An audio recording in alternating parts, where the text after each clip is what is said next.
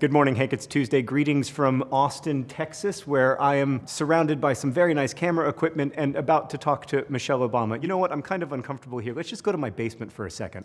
Oh, look, I'm back in my happy place. So I'm often asked about marriage advice and writing advice, two topics I am very reluctant to talk about because I don't feel qualified. But I loved the way Michelle Obama wrote about marriage in her book Becoming, and I also loved her approach to memoir in general. So I thought I would ask her to share some marriage and writing advice with me. All right, back to Austin.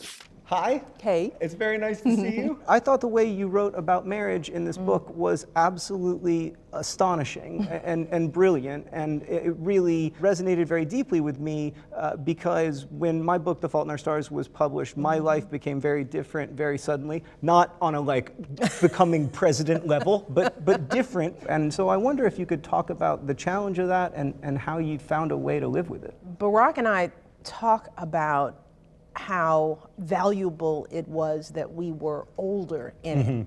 I chose to share so much about our marriage is because I think about young couples and how little we know when we get married about what marriage is. Yeah. I mean, nobody is giving us a guidebook on how to do this thing called building a life with a whole nother person. Marriage is inherently unequal, not just gender-wise, it's just there's no way that you ever have 50-50. And we talk about it in those terms like, well, you do half and I do half.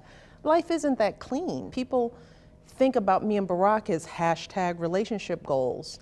And usually when you have couples like that, all you see is the good stuff. You see the fist jabs and the loving touches and the moments that, you know, make people think, oh, aren't they great? But to me, I felt like if I'm not telling you how hard it was, I'm not being honest with you about what you need to do to build this thing that we have. Right. And one of the things I really loved about Becoming was the resonant details, especially from your childhood, that reflected larger parts of your story. In second grade, you know, needing an advocate because you were in a class with a bad teacher who was in way over her head. I want to know how you pick those resonant details. Is there a secret?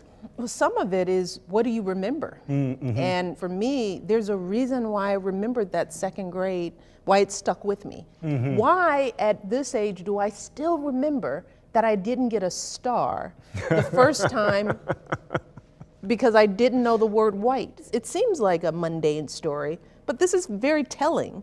It's a truth about me that has been consistent since I was 4 or 5 years old. Why did I carry those stories with me all the way to and through the White House? I don't worry about the stuff I don't remember. I try to find the value in what does stand out. We all remember maybe 10 good stories from our childhood, and they all have meaning. We just have to value them enough to take time to nurture them and sit with them and understand why did they stick with us. Yeah, that's super helpful, and thank you so much, and it is such a pleasure to meet you, and thank you again for your extraordinary book. Thank you. Thanks so much.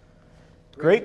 We did it! Thank you. So we just finished our chat with Mrs. Obama, and wow, that was super cool. She was lovely, of course, and very generous with her time and very good at making anxious people feel comfortable, which was appreciated. Because as you can probably tell, I was extremely anxious. Hello, me from the future here. I've read a lot of political memoirs, and I really did think Becoming was extraordinary because it managed to tell a very big story at a very human scale. Hank, I'm off to think about the way my childhood memories may resonate with my adult self. I will see you on Friday.